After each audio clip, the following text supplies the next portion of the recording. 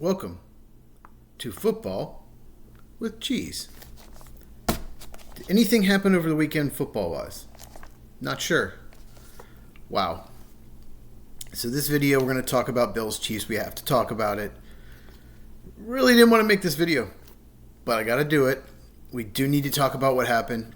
But first, if you have not subscribed yet, please do so now and hit that notification bell so you never miss a video.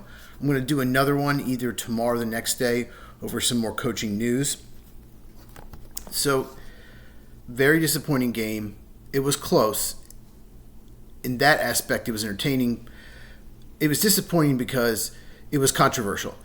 And if you watch my preview video, the one thing I didn't want was controversy. I wanted a fair game. It didn't have to be a great officiated game because there's no such thing. But I wanted fair, and if the Chiefs won, I wanted them to earn it or the Bills to blow it. And it felt like the Chiefs got favors yet again. I don't think it was as bad as the week before because it's pretty hard not to be, but it was still favoring the Chiefs. The referees, the calls, the replay. We're going to go over that. First of all, let's talk about Buffalo. They could have played better. There's no doubt about it. They made some questionable coaching decisions. The Chiefs coaches are just better. Andy Reid, the head coach, Steve Spagnuolo, the defensive coordinator. He's a terrific defensive coordinator. He has been for years. Joe Brady is the offensive coordinator of the Bills. Joe Brady did not have a good game. And he was up for some head coaching jobs. He pulled himself out of it. He wanted to stay. Brady kept calling all these QB sneak to the left on so many third or fourth and shorts. And the Chiefs were selling out on it. They knew it was coming. They love to sneak, and they love to do it to the left side. Do you know how many times the Bills could have tried a shotgun sneak, which is a more effective play because when you shotgun to the quarterback, shotgun snap, the running back can go up and block for you. So it's like an extra fullback. It's like having a fullback for your running back. Or just try a tush push. If you know what a tush push is, the Eagles do this a lot, is the linemen block low, the quarterback goes low, and the running back and tight ends push the quarterback forward. It's a very effective play. It almost always works. But they kept just doing sneak left. Do you know the definition of insanity? It's doing the same thing over and over and expect different results. Joe Brady is insane, if that's the case. Unbelievable. He did not call a good game. I'm not hiring him as my head coach. I mean, if you do hire him, he'll bring the Bills offense with him, but he's not bringing Josh Allen with him. So who are you going to get? So, the Titans hired the Bengals offensive coordinator. He didn't bring Joe Burrow with him, and their offense was terrible. They need a quarterback to run that offense. So the Chiefs certainly outcoached the Bills in that aspect. And James Cook, there were a lot of snaps in the fourth quarter where he wasn't even in the game. He's your star running back. He's by far your best running back, one of your best playmakers. And it was like 4 or 5 minutes to go, and he's out of the game for multiple snaps in a row. You have to win. You got to put him out there. Sean McDermott's just very questionable head coach. He's had time management issues. He's had some questionable decisions in the past. I think the Chiefs outcoached him. Despite all that, the Bills played well. 4 touchdowns, no turnovers. The Bills played a lot of man. They didn't play a lot of zone. And the reason they did that is they didn't want Travis Kelce to sit in that zone and go up and down the field all day long. So they played man. The problem with playing man is Christian Benford, your best corner, was out with an injury. He got knocked out with a concussion, I believe. And their corners aren't the best group before Benford. It's just not a great group. So I get why they played man, but they didn't really have the personnel for it.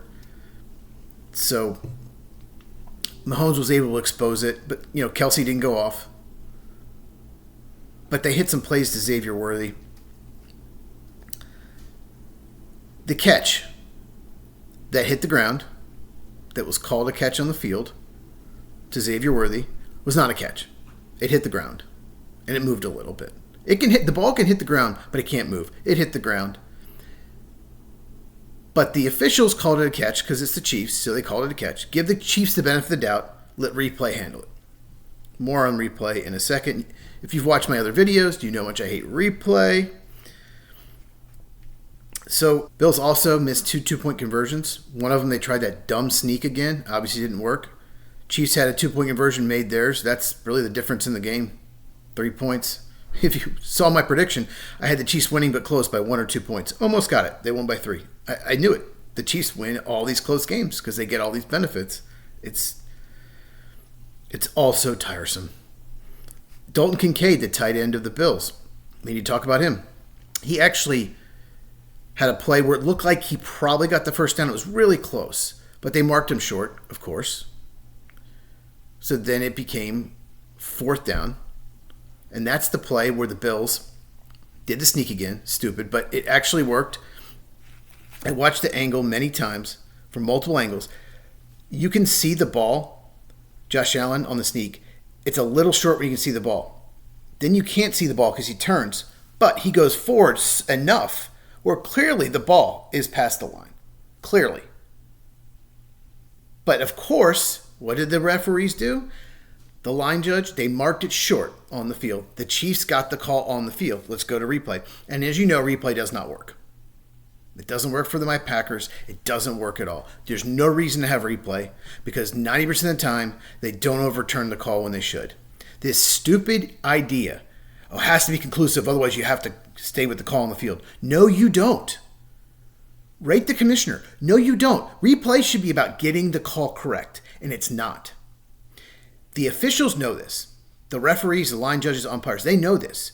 That whatever they call on the field, 90% of the time, that's going to be what they stick with.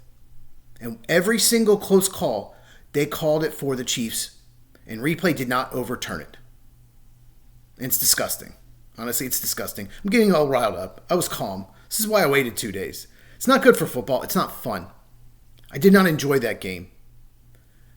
I don't know if I'm going to enjoy the Super Bowl. I mean, I hope it's a good game, but Philadelphia definitely deserves to be there. I can't say the same for the other team. But, Taylor Swift fans might watch it. There you go, NFL. Dalton Kincaid, let's talk about him. On that 4th down play, so the Bills are down 3, but they have a chance. It's 4th and 5. And, of course, Steve Spagnuolo sends a perfect blitz where 2 guys basically come free. He's such a good defensive coordinator. Josh Allen makes an unbelievable play, runs around and throws it downfield, and Dalton Kincaid sees it wobble and has a chance and drops it. It's not the easiest catch in the world. He had to adjust and come back to the ball. Not super easy, but has to be caught. I remember when the Bills took Kincaid in the first round a couple years ago. They didn't need a tight end, but they had Dawson Knox. But maybe they're thinking, we'll do like what the Ravens do, play a lot of 12 personnel, 1 running back, 2 tight ends. And Kincaid, the more receiving tight end, Knox, the more inline blocking tight end. But Kincaid has not been very good. He's been a bust so far. He's got to make that play. I've not seen the player that people were hyping before the draft that made him a late first-round pick. I mean, Sam Laporta of the Lions, Tucker Kraft of the Packers went after him. They are much better players. Much better players. So Kincaid, big disappointment. He needed to make that play. So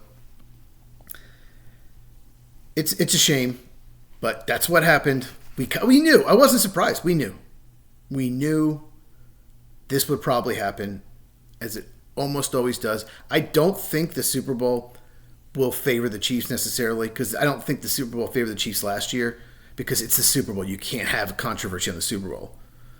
So I think it'll be fair, but I think it'll be badly officiated. Of course it will. So we'll do a whole preview of the Super Bowl. Just want to mention this stat. Since 2000, teams that score 4 touchdowns and don't turn the ball over are 59-3 in the playoffs, right? The Bills have 2 of those losses, both to the Chiefs in 2022 and 2025. Shocker, right?